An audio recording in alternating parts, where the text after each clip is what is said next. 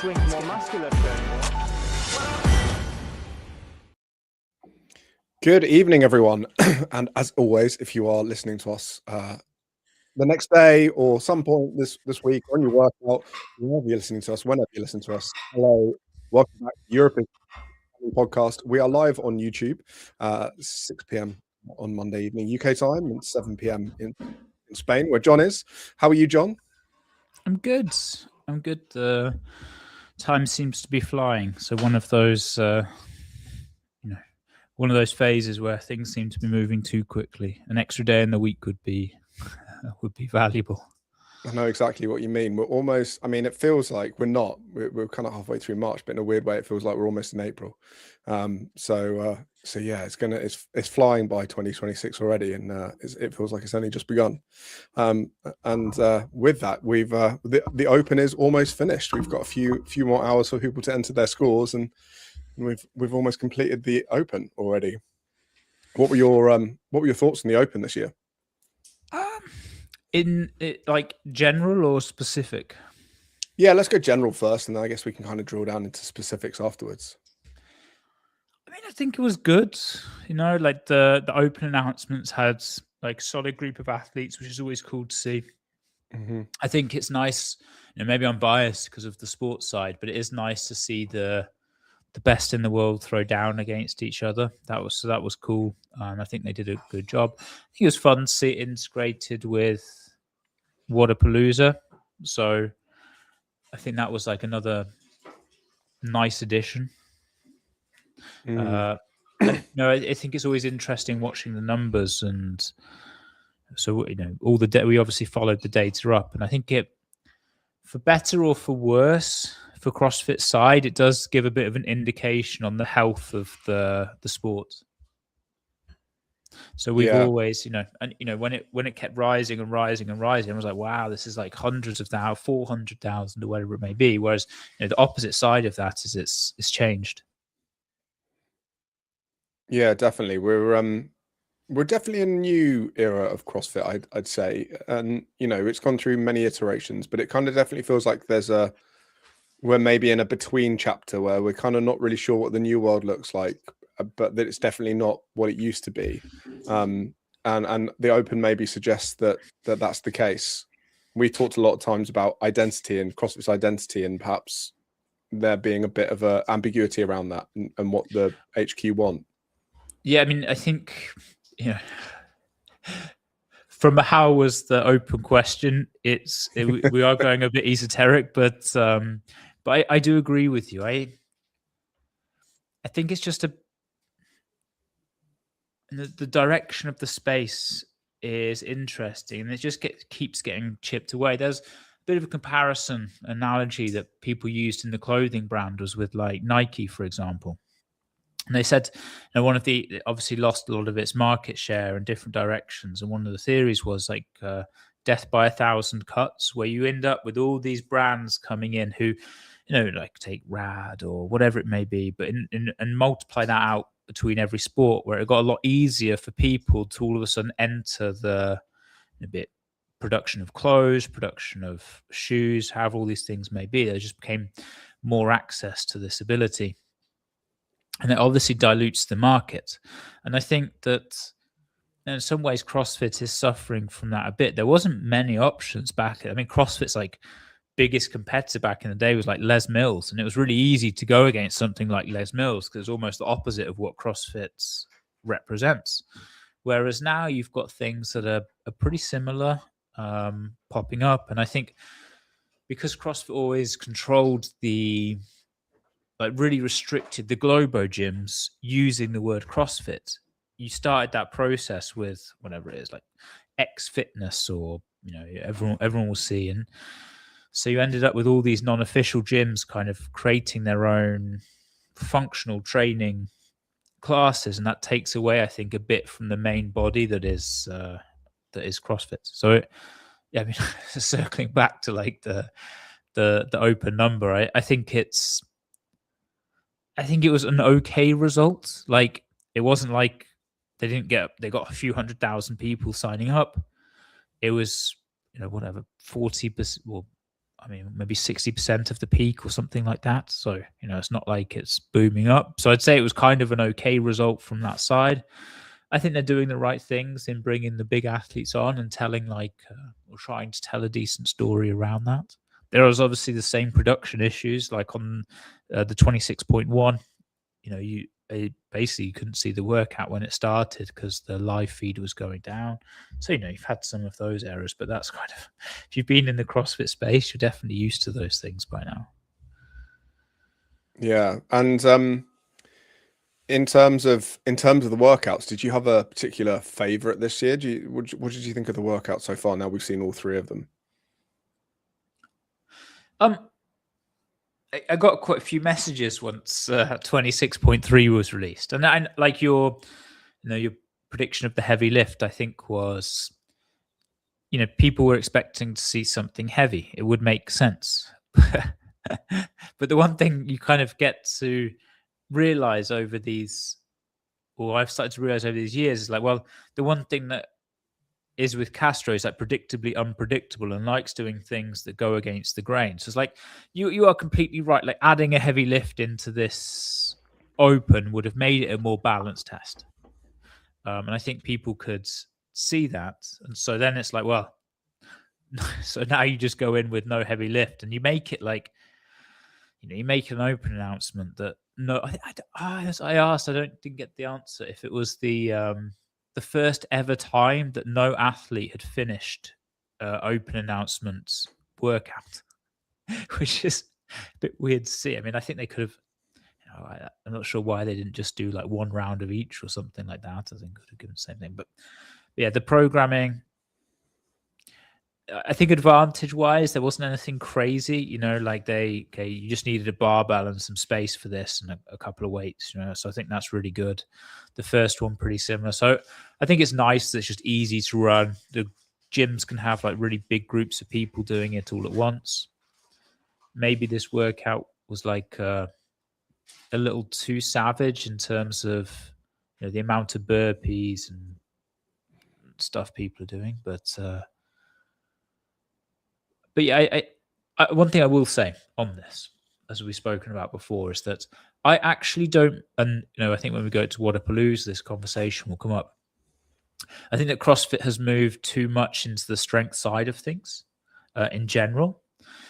And then I think it's really interesting when you just have these more high rep body weight workouts. So I actually don't mind the lighter programming because I think it's more accessible. But as we've got to know CrossFit in this idea of a balanced test, you would add in some kind of strength thing. I mean, people were talking about the squat patterning as well. I mean, we had the thrusters and wall balls, and they are very similar movements. And when you're only testing 3 workouts, it's not super balanced.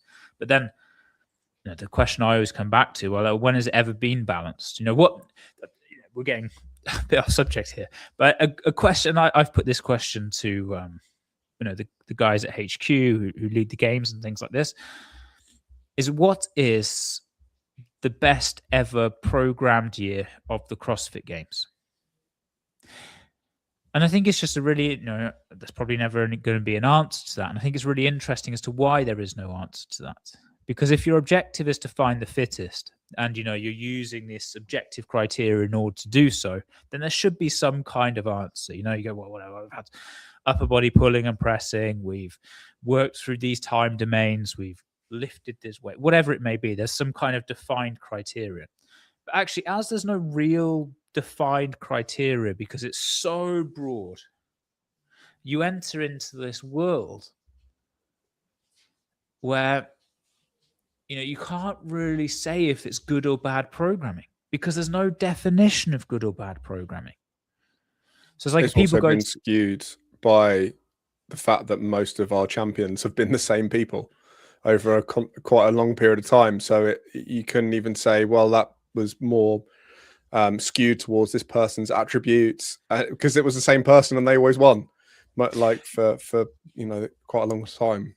Yeah, and I think this is a really interesting point that it always justified in some ways the programming because you had these phenomenal individuals, the 3 goats of the sport, okay, whatever, you argue the one goat, you go back and forth in that argument, but ultimately it's been 3. Like Rich started that trend, The interesting thing about Rich was I wouldn't say he was super well rounded. When you look at, say, 2014 and the 333 event with the running and those things, but he pushed the boundaries of the sport so far, especially with weightlifting. Because when you think back to the amount of weight that Froning was lifting relative to the other field was just insane. Like the idea How of a well he 300, moved, eh?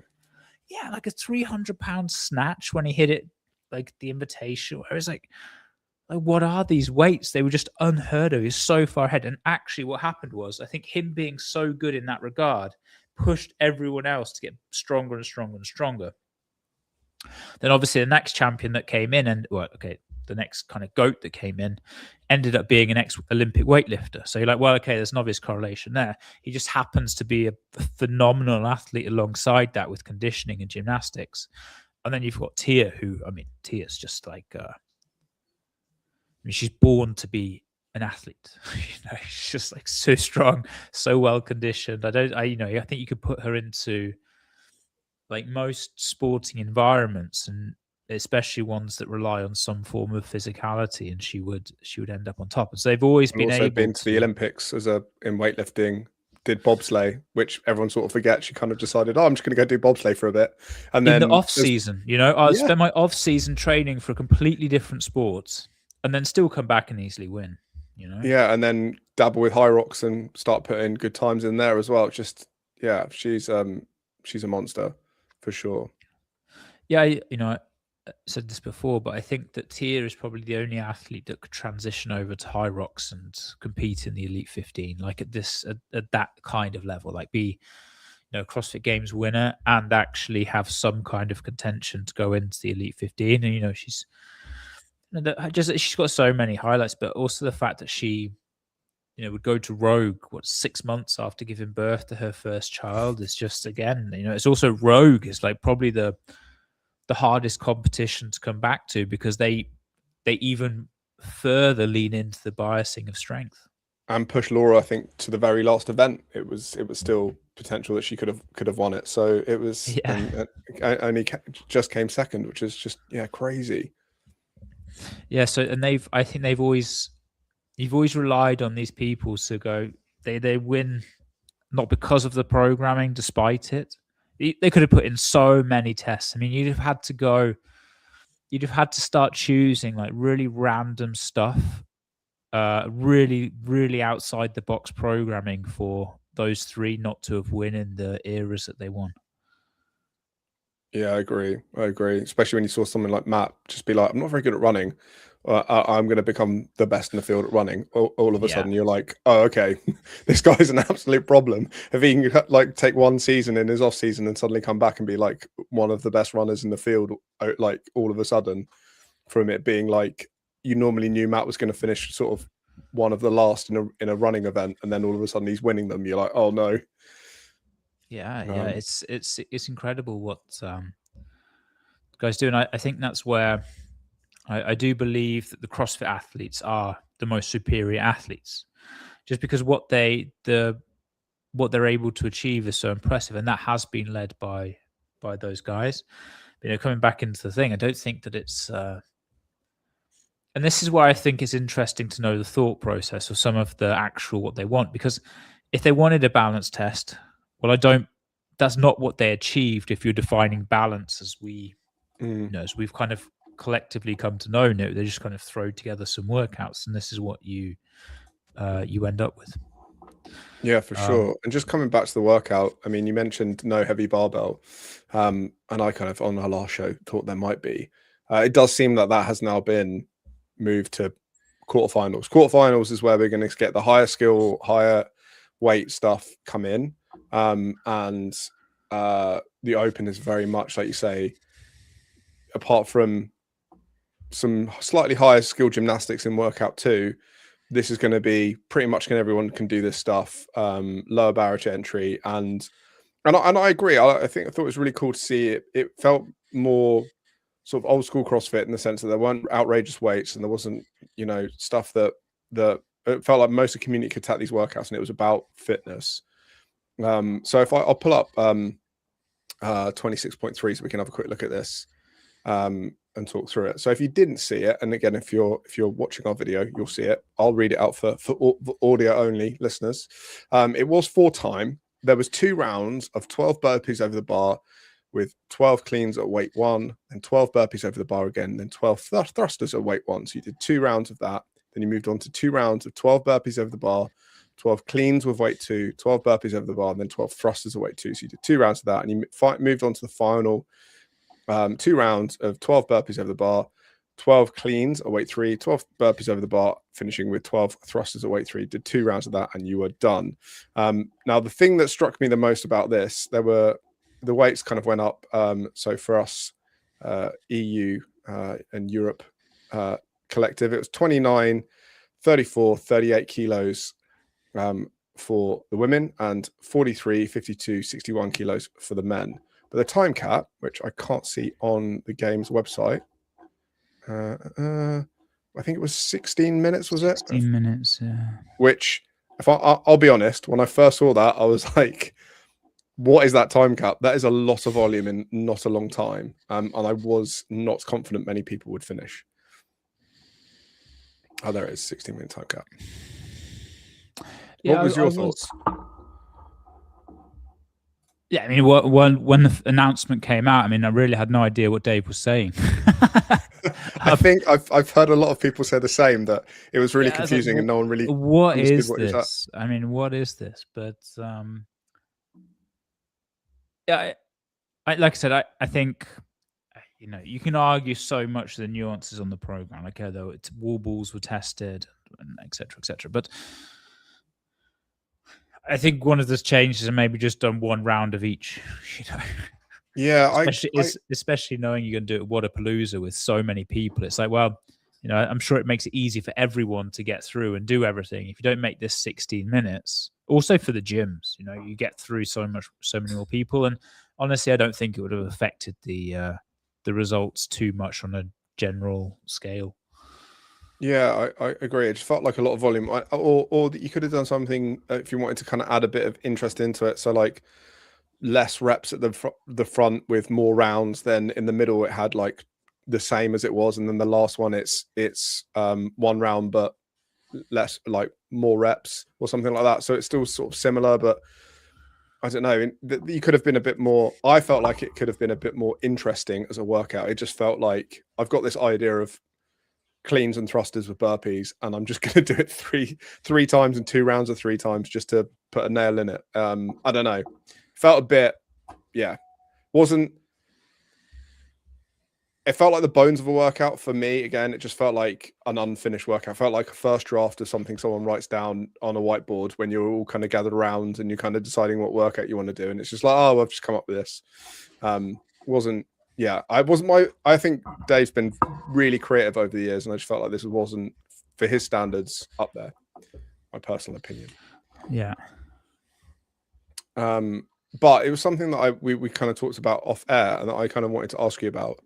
I feel like this era of CrossFit that we're in now is the volume era of CrossFit. I know you've talked about how heavy stuff is, and we've talked on the pod about how like the weights and also the machines that we're now seeing CrossFit. They seem to be quite a lot on that. There's been some good content out there in the CrossFit sphere around this topic, but it does feel like we do more and more volume. Like the longer I've done and have been around CrossFit, the more volume has been in. If you hark back to like the original benchmark workouts in CrossFit, something like Fran, how it's like, you know, a sub 3-minute workout for really good athletes, and now it feels like we only really get towards like 15, 16 minutes as sort of a minimum. Yeah, I think it's a good question in general.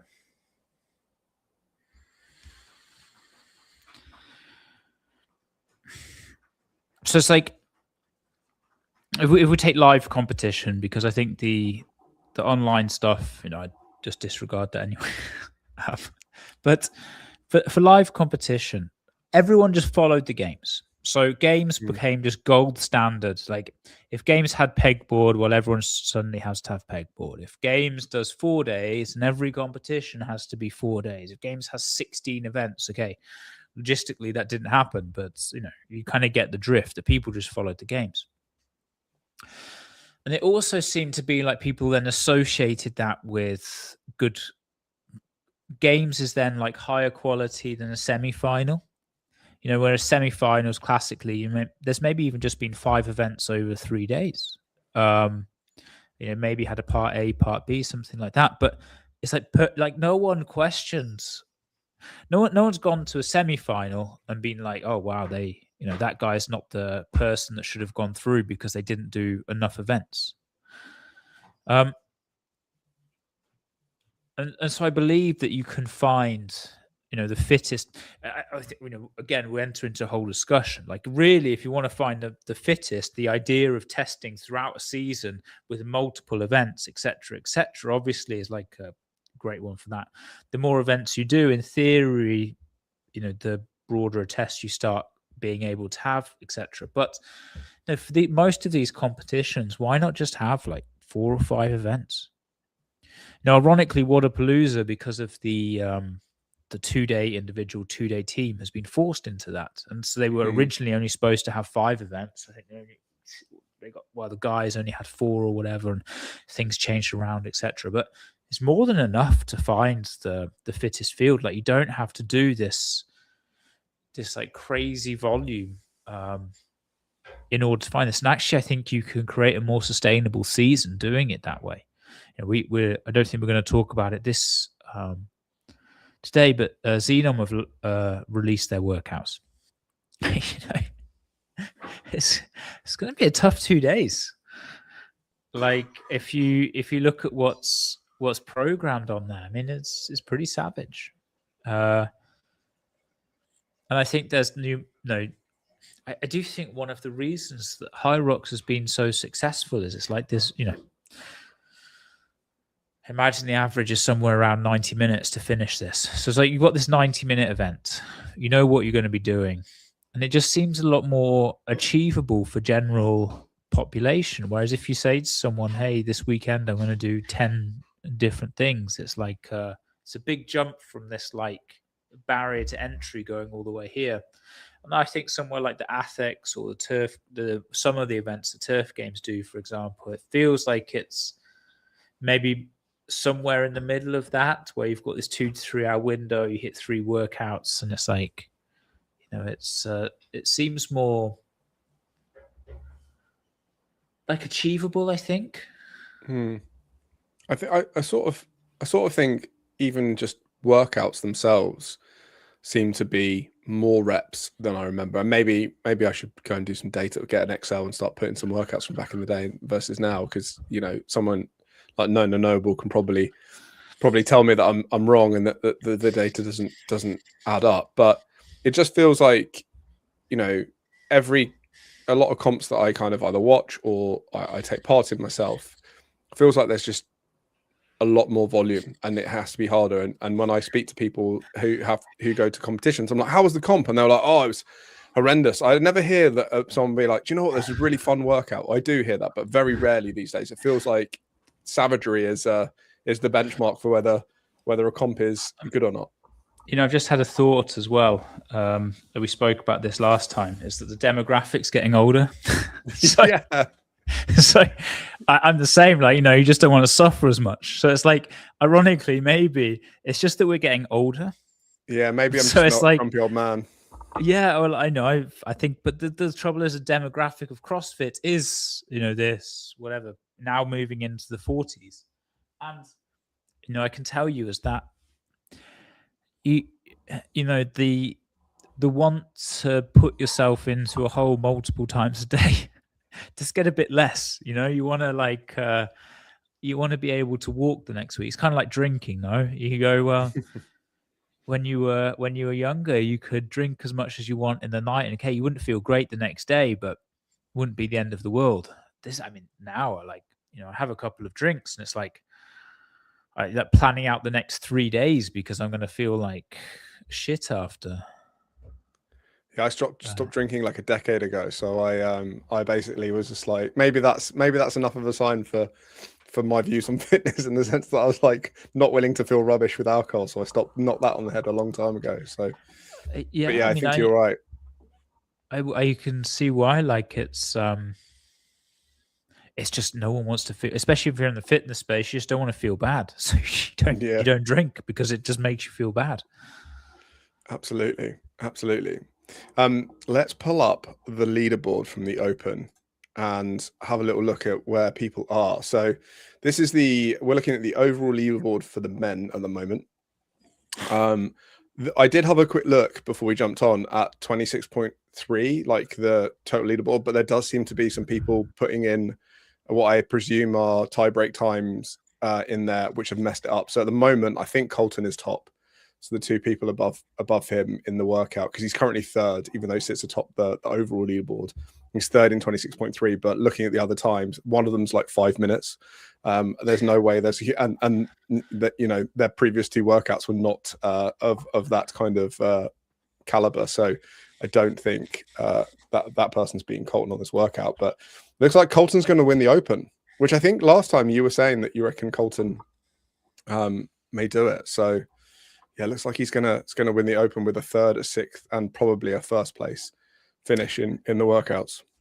Yeah, I mean, I think it doesn't matter what other scores come in now. He's got it in the bag. Yes, it looks like it's going to be really hard for him to be beaten. And then yeah, in terms of the leaderboard, you've got Pete S up there. We've got, I'm going to pronounce his name wrong. I know it's not Nico because I remember you telling us last week. Is it Nico? Yeah, it's so it's like pronounced and spelt in different ways. So as you see on leaderboard, it's written Nika but pronounced Nico. So Nico, who we highlighted last week actually from being at the Crown events. Or no, Nico's program athlete. So sorry, not Crown events. Sorry, getting that mixed up. So Nico, program athlete from Georgia. He's sat in third at the moment, which is looking awesome. Have you spoken to him at all about his Open performance? With his coach, he's got a couple of coaches that he's spoken about with, and he could do well. I can't remember that. You'd have to kind of screenshot the leaderboard from last week. I don't know if but he's going to be up in like top 10, maybe top 5 for sure. I can't remember some of the other names that might sneak in. The thing is, he's currently 11th. I mean, it's still a very good time, obviously, but a few guys might sneak in ahead of him, and then he'll get more points. Like James Sprague's obviously out, so Harry Lightfoot might actually overtake, because if more people come in between Nico and Harry, then that might take the points up, and there's only a 6-point gap. So those kind of things could move around a bit. Yeah, so as mentioned, we are recording this on Monday evening, so there's a few hours for people to get scores in, so that might jumble around a little bit. But yeah, really, really cool to see the leaderboard. You've got some other big hitters. You mentioned James Sprague and Jay Crouch. Then you got Rico Zanoni. So we've got another European athlete currently in 7th by the looks of things. Saxon Panchek, Dallin Pepper in 9th, Victor Hoffer in 10th, another European athlete out of France, and Justin Medeiros. So yeah, strong top 10. Good to see a couple of Europeans representing on top of the leaderboard. And I think this is what we spoke about last week as well. We thought because they'd introduced a heavy lift that it would mix things round, but actually I think Europe's going to stay pretty dominant because we haven't seen the heavy lift. So we'll have to wait till quarterfinals to test our hypothesis. Indeed. And then if we have a look at the women's side of things, I will go to the overall. Again, we've got a couple of athletes that I think have put in tiebreak times that are currently skewing the results for 26.3. But the overall leaderboard, and it looks like you were right about this one, because I picked Miriam Van Roor to win the Open. Well, I'm gonna put it a heavy barbell.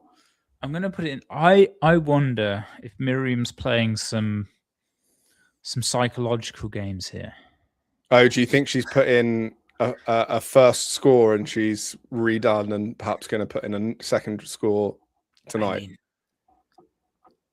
like when you watch her 26.1 video, I mean, like you would think this is like her and Colton in this.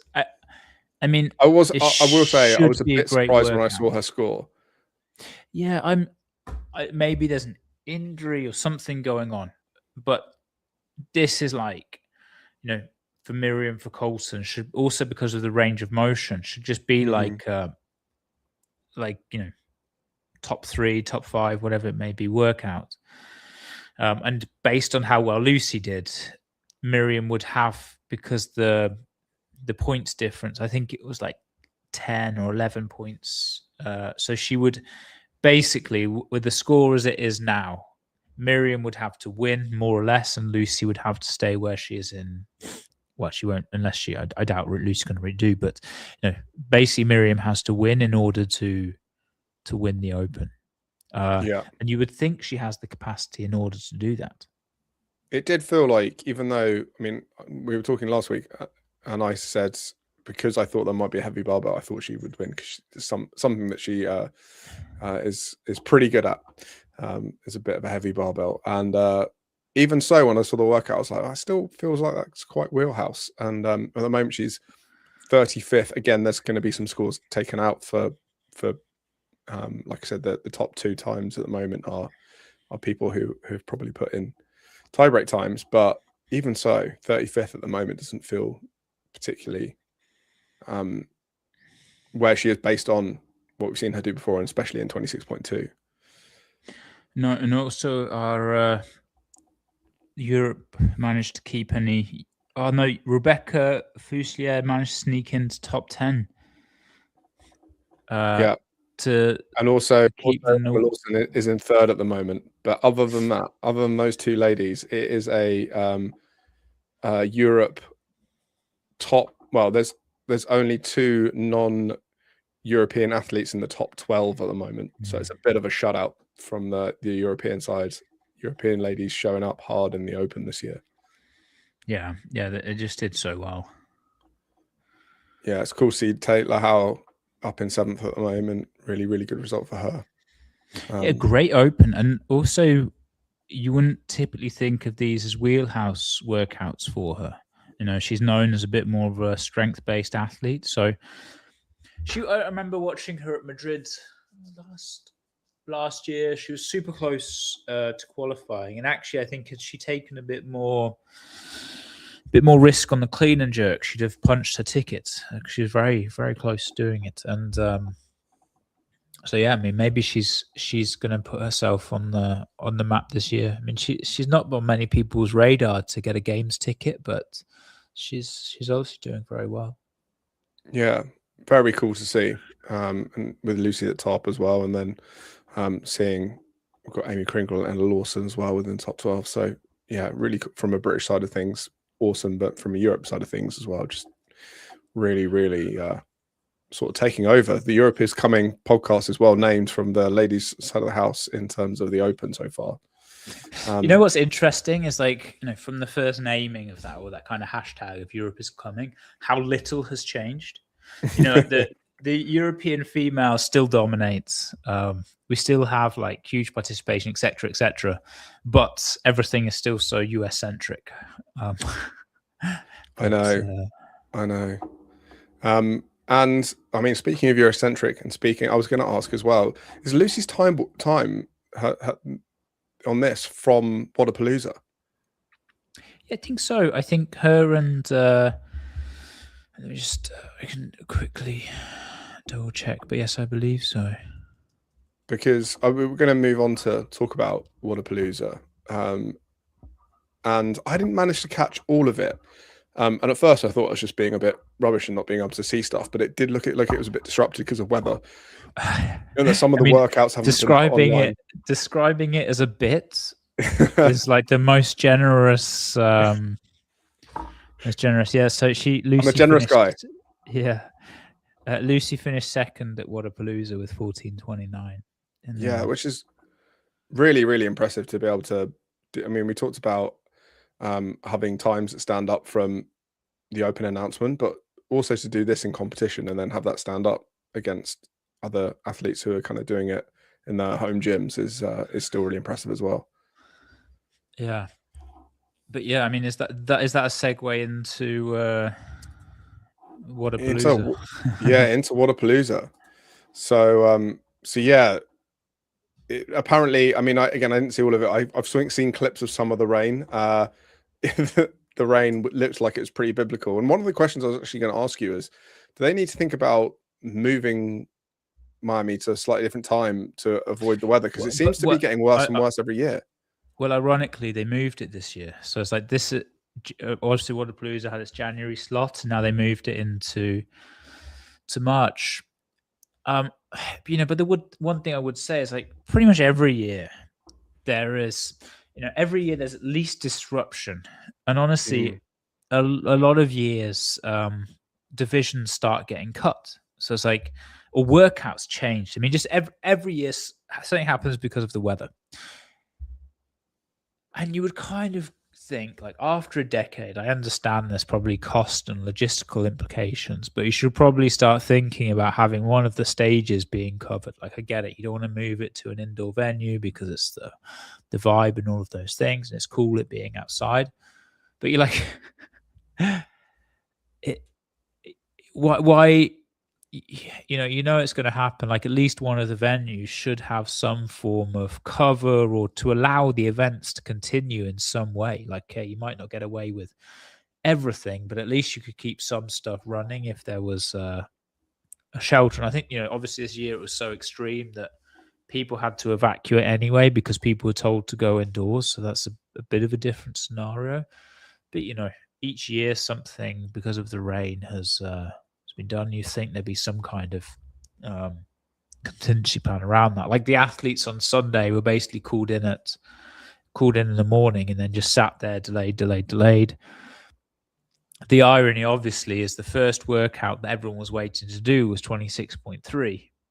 I think like one heat got to do it, and the rest delayed, and then had to go to gyms, which they kind of closed down for the athletes to do the workouts, which I think was a fun thing to do. I'm obviously not in Miami, but from what I've heard, it was like a cool vibe.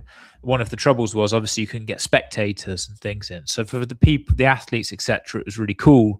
But for the spectators who'd been there, it wasn't cool because you didn't get to see the athletes thrown out. Yeah, I did see a couple of clips from inside a gym on the socials, and it looked really cool, like a cool vibe, like Friday Night Lights-esque, and yeah, some of the top athletes in the world just kind of like hammering it in a gym next to each other.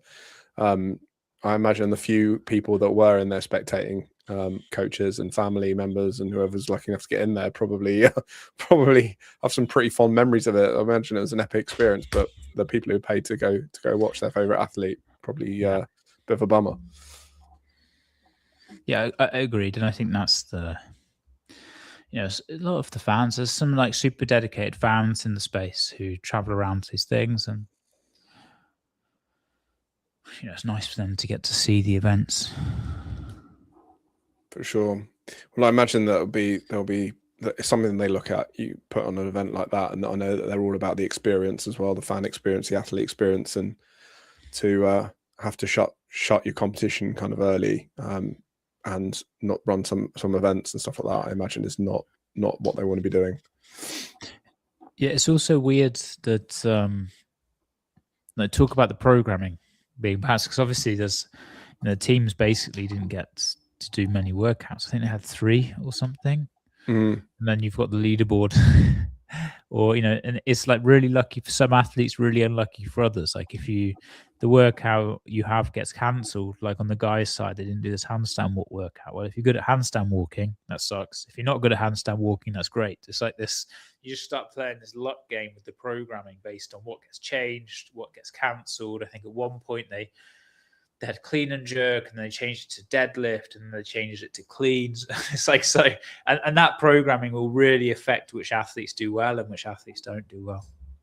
Yeah. And to be honest, I had a bit of trouble kind of keeping up what was going on and what was getting changed, and what workouts actually got finished. So do you want to have a quick look at the workouts, and you can tell me kind of some of these that did or didn't happen? And I'm sure there's listeners out there as well who were like maybe having the same experience as me and not seeing everything. Yes, I believe this got changed. So because obviously people can't see the workout who aren't listening.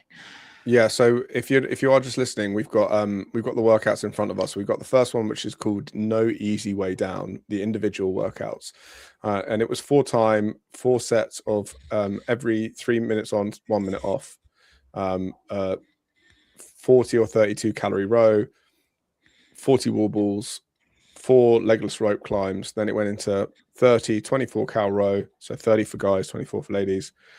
30 wall balls, 3 legless rope climbs, then 20 and 16 cal row, 20 wall balls, 2 legless rope climbs, and then a 10 and 8 calorie row, 10 wall balls, 1 legless rope climb.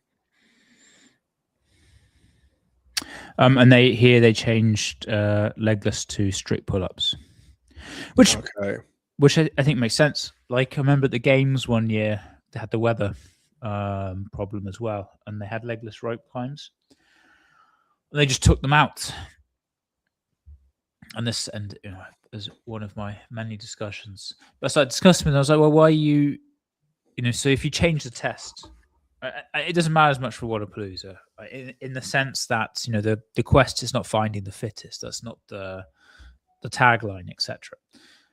And it's a sensible change putting strict pull-ups in. But the games one year, they took away legless rope climbs and just had this kind of like prowler kettlebell thing. So obviously doing the prowler push biases a certain type of athlete when you exclude having the legless rope climbs in there.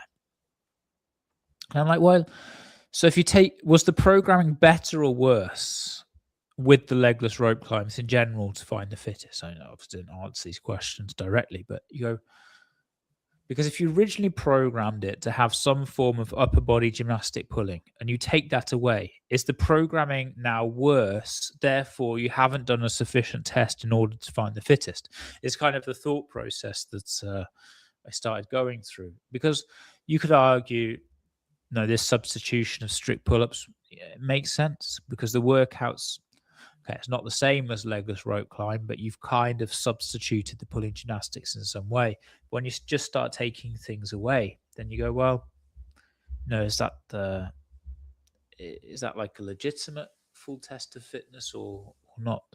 And there's obviously safety reasons. Like you don't want to expose the athletes to just to get a balanced test to have to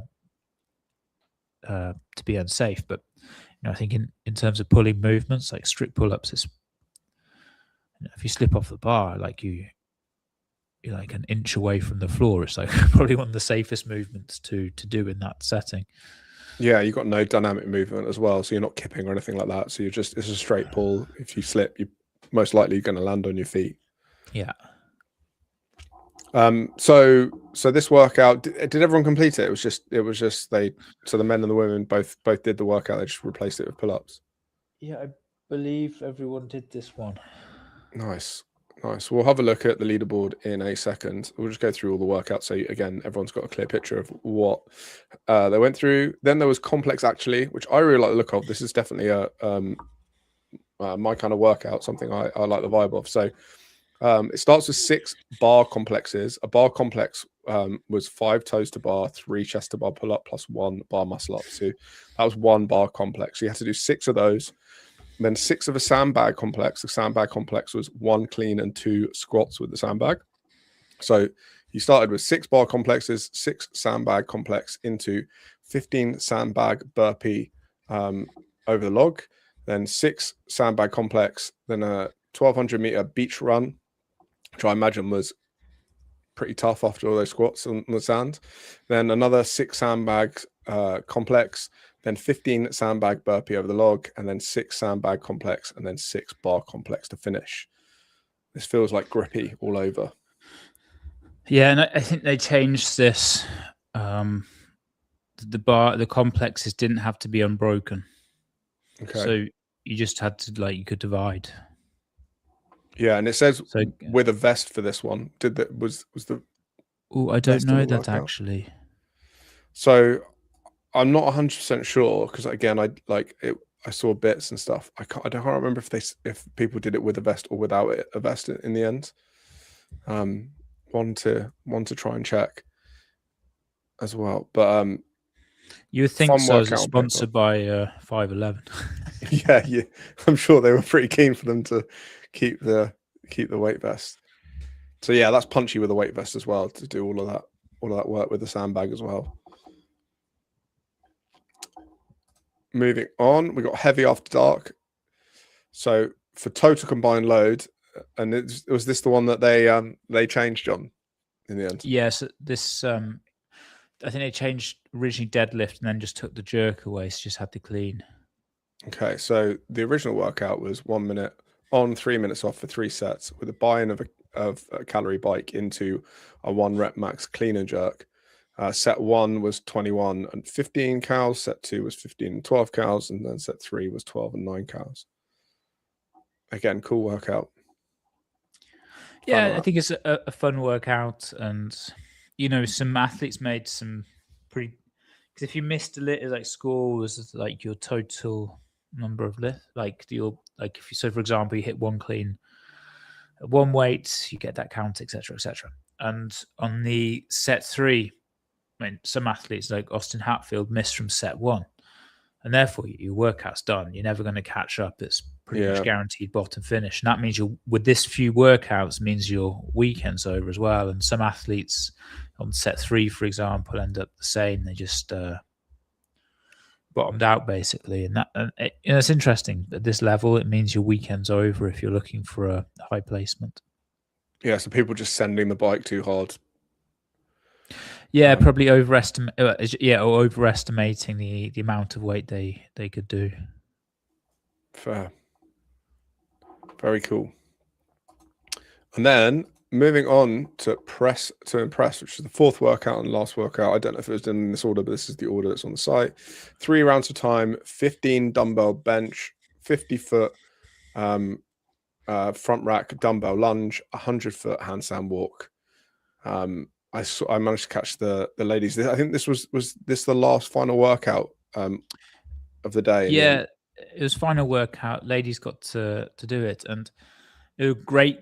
Yes, this is where the luck played in, but it was a great for Lucy because she was sitting in 4th and ended up winning because of this workout. And then literally just after the girls, they just cancelled the guys. So the CrossFit gods are on Lucy's side for this weekend. Yeah, and you mentioned the leaderboard. Let's go have a quick look at the leaderboard before we go through the teams. And speaking of the women straight away, and Lucy Campbell comes in top and wins back-to-back Wodapaloozas, which has got to be very cool for her. So we've got Lucy top, Andrea Moises in 2nd, Ira Lowen in 3rd, and then Abigail Domit in 4th. And as you said, it could have been all changed because of going into that last workout. Yeah, I'm interested. Matilda bottomed out, so she was placing quite high, but then didn't get the lift. Lean, I thought, would have done maybe a bit better with these workouts. Emma Toll, I'm interested to see. I don't know what she's doing, if she's doing the season or WFP, actually. I haven't seen her on the open leaderboard. And Lydia Fish is an interesting. So I would say Wodapalooza was generally quite light, which is why you'd see Danny just outside the top 10. You've got Hannah Black, who's super strong. She's not placing as high. And then, the Andrea Moistis, for example, placing 2nd. She's got a phenomenal engine. She won some, most people probably don't know her that well, but she won Wadslona and a few other competitions. Again, obviously great engine, but lacks the strength part.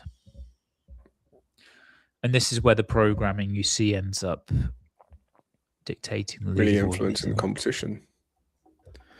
And if we go over to the guy side of the house, James Sprague wins and also makes it 2 years in a row. So there must be some kind of Wodapalooza juju for both James Sprague and Lucy Campbell here. But James comes in number 1. Ty Jenkins, who's really starting to break into the scene now, comes 2nd. And then Jonna Koski and Austin Hatfield joint 3rd. Great to see Jonna up there.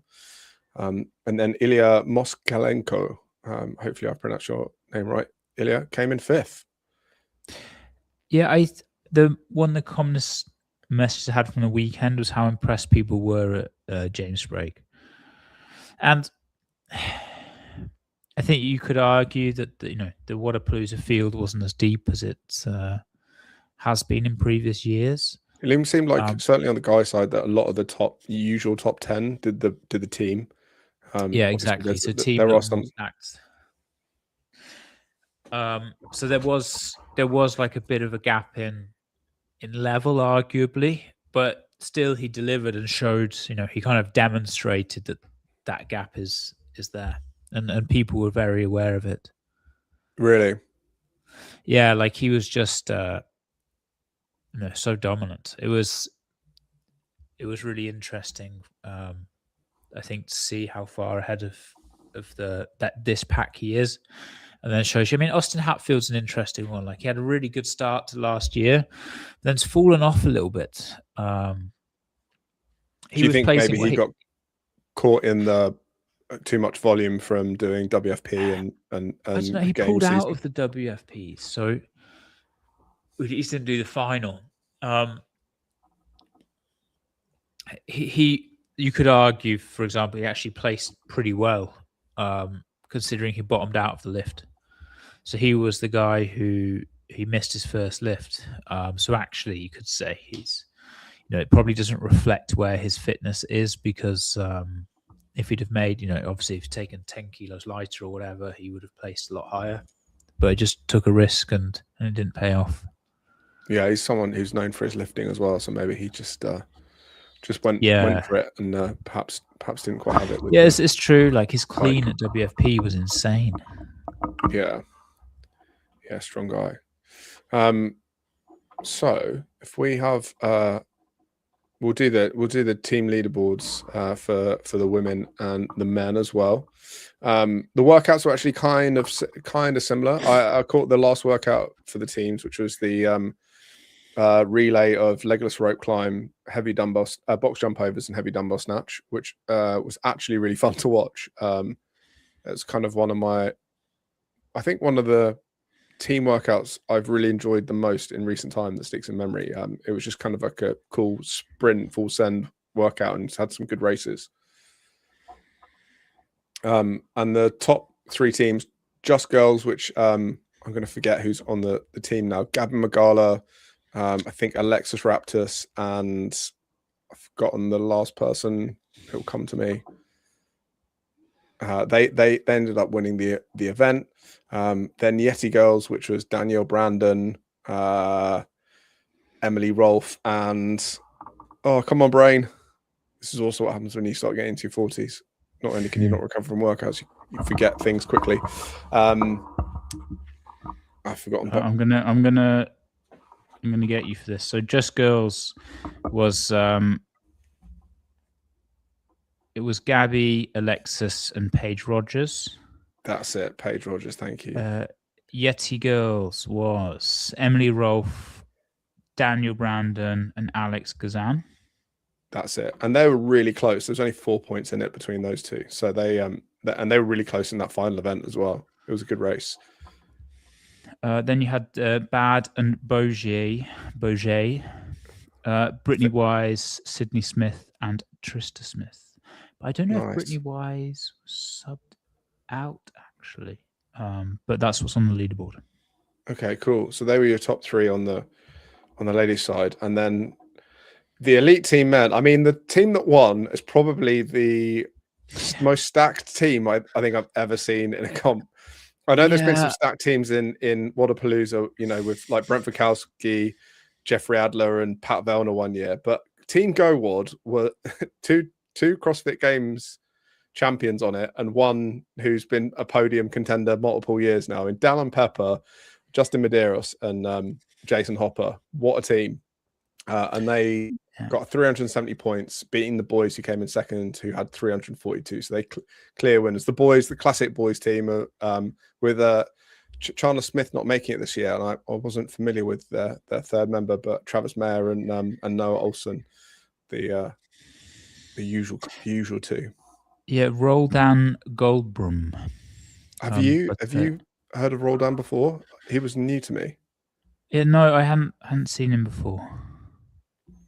seems like a really strong fit lad, as you'd expect, but filling the place of Chan Smith, and they still came in second.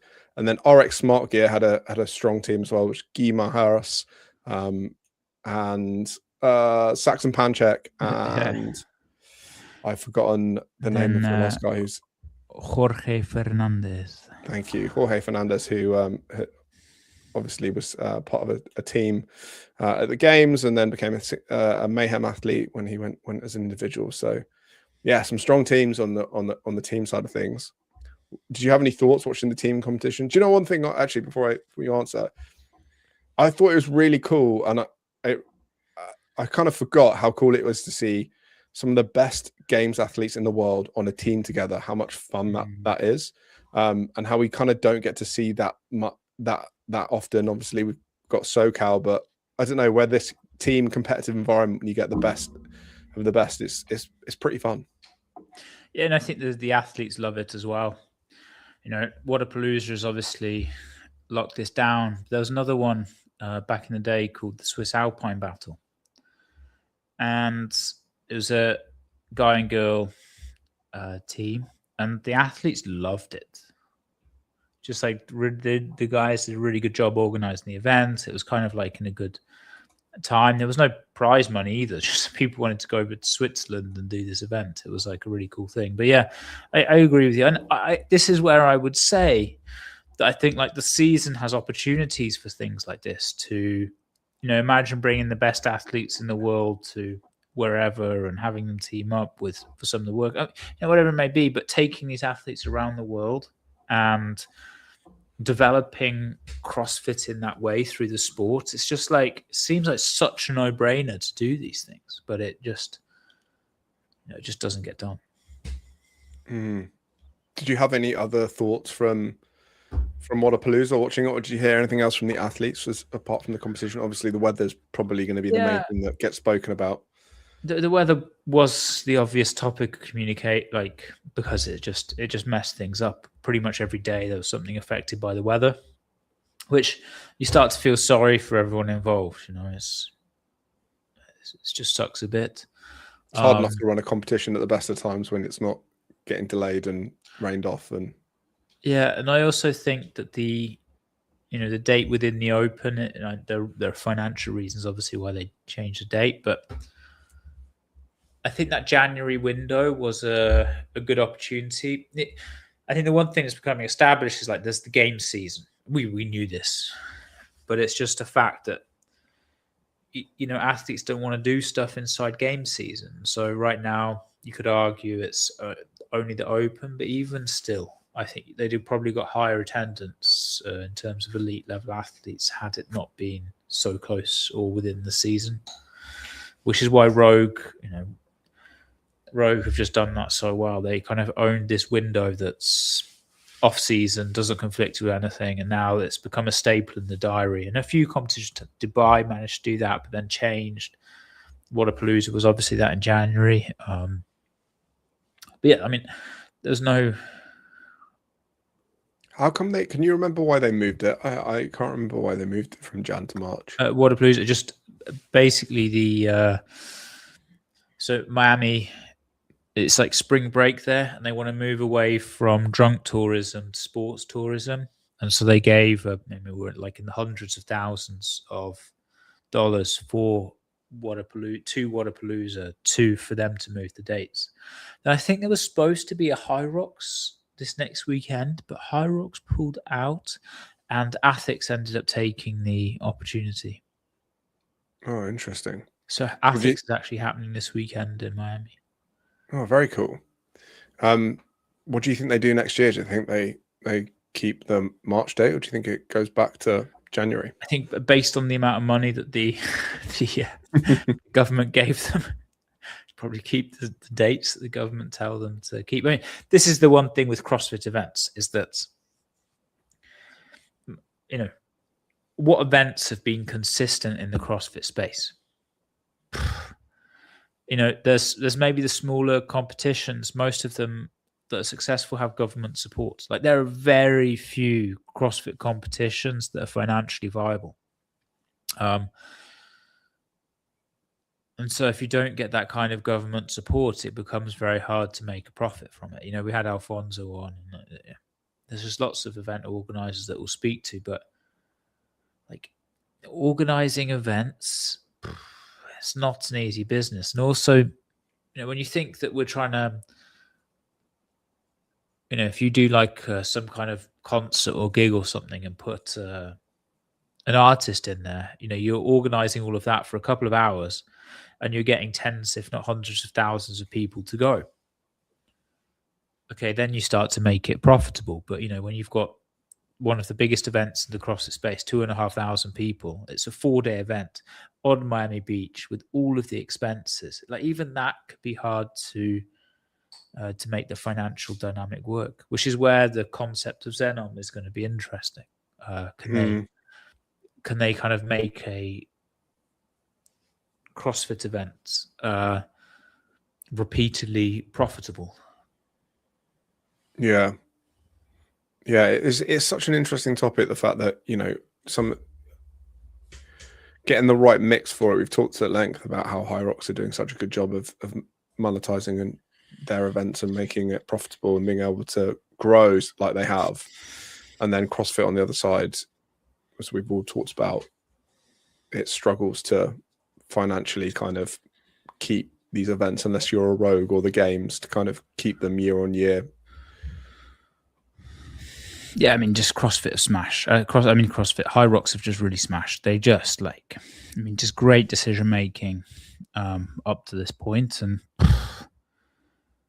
I just run away with the event space. They managed to show the world that fitness events can be highly profitable, which is why there are so many of these events trying to chase that model now.